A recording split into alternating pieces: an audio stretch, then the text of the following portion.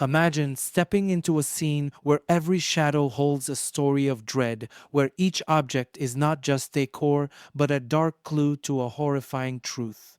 In this chilling episode, we're diving deep into the heart of Boschum, Germany. Here, a routine police call spiraled into a discovery so sinister it sent shockwaves through the ranks of seasoned investigators, unearthing a reality more ghastly than they ever anticipated. On July 9, 2001, a distress call led Boschum police to a local residence, setting the stage for a nightmarish investigation. Upon entry, they were engulfed by a macabre tableau that seemed ripped from a gothic horror story. The walls, drenched in an oppressive shade of black, set a somber mood, complemented by the chilling scatter of human skulls that gazed hollowly from dark corners. The air was heavy, tainted by the iron scent of blood that seemed almost palpable. Meticulously arranged across the room were medical instruments, each coated with a sinister patina of dried blood, their clinical precision stark against the chaos. Dominating this grisly scene was a vintage coffin repurposed into a grotesque coffee table. Adjacent to this grim centerpiece lay the body of a man, his life abruptly ended by the scalpel that was still mercilessly embedded in his chest, suggesting a ritualistic fervor behind his untimely demise. This horrifying discovery marked only the beginning of what would unravel as a deeply unsettling case steeped in dark rituals and morbid obsessions.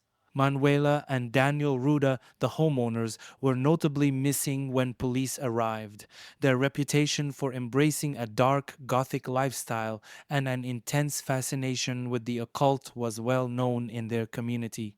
The house itself reflected their profound descent into the macabre, with each room more disturbing than the last. Investigators found evidence of ritualistic practices, altars adorned with arcane symbols, books on black magic splayed open, and candles that had burned down to stubs, suggesting recent use in eerie ceremonies.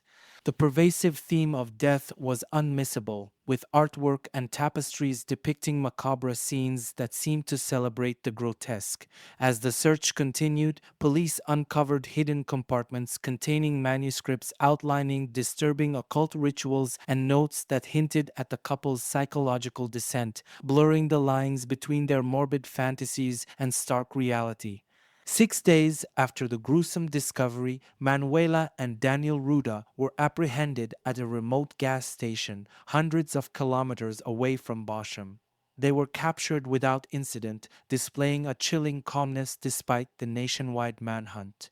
Upon their arrest, investigators uncovered further alarming evidence in their home, a meticulously prepared list detailing names of potential future victims.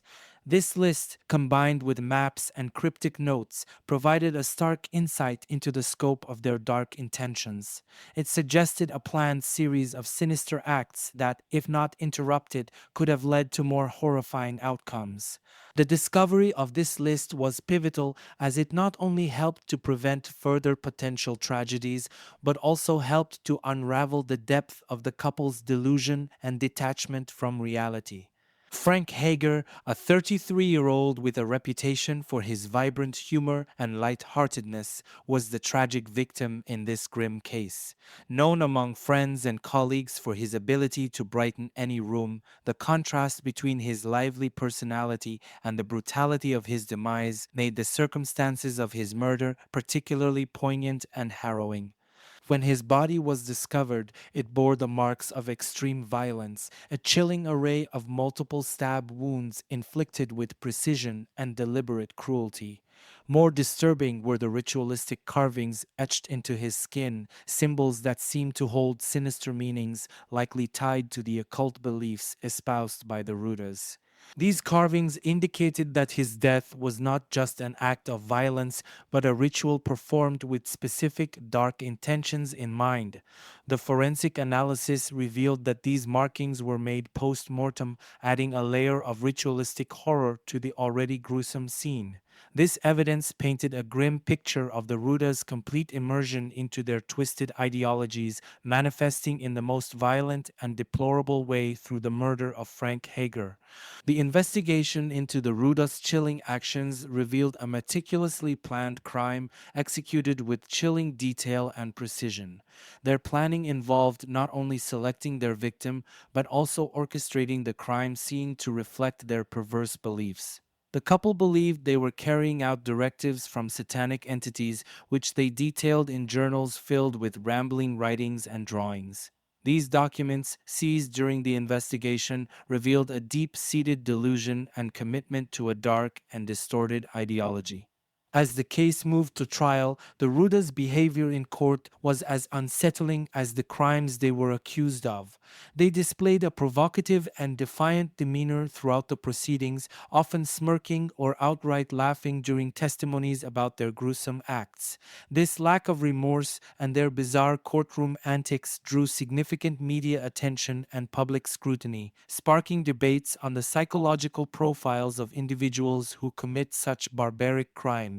Psychiatric evaluations presented during the trial depicted a complex and disturbing picture of their mental states. Experts testified that the Rudas exhibited signs of severe personality disorders and possible psychosis, which could explain their detachment from reality and the extreme nature of their actions. The trial not only focused on the horrifying details of their crime, but also highlighted the need for greater understanding and awareness of the psychological factors that can lead individuals down such a destructive path. The Boschum case forces us to confront the disturbing impact that subcultural beliefs can have on criminal behavior, delving deep into the abyss of human depravity. It challenges our comprehension of moral sanity, urging us to explore what drives individuals to embrace such extreme ideologies that lead to heinous acts.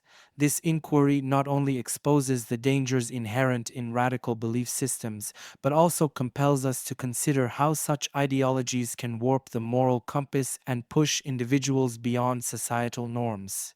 Furthermore, this case raises significant ethical and societal questions about the boundaries of cultural expression and the point at which a subculture's influences become dangerously toxic. It begs a broader discussion on how communities and legal systems should respond to the warning signs presented by such extreme deviations from normative behavior. As we reflect on the Boschum tragedy, we must consider the preventive measures that could be implemented to detect and intervene in situations where subcultural influences are likely to lead to criminal activity. This involves a balanced approach that respects individual freedoms while protecting society from the potential emergence of such dark and destructive paths. As we conclude this chilling journey into the heart of darkness that unfolded in Boschum, it's crucial to reflect on the signs and signals that might prevent future tragedies. Understanding the depths of such crimes helps us guard against the lurking dangers in the shadows. By examining these extreme cases, we can develop better strategies for early detection and intervention, potentially saving lives and maintaining the fabric of our society. If this story has gripped you, don't forget to like, subscribe, and hit the bell icon to stay updated on all our true crime documentaries.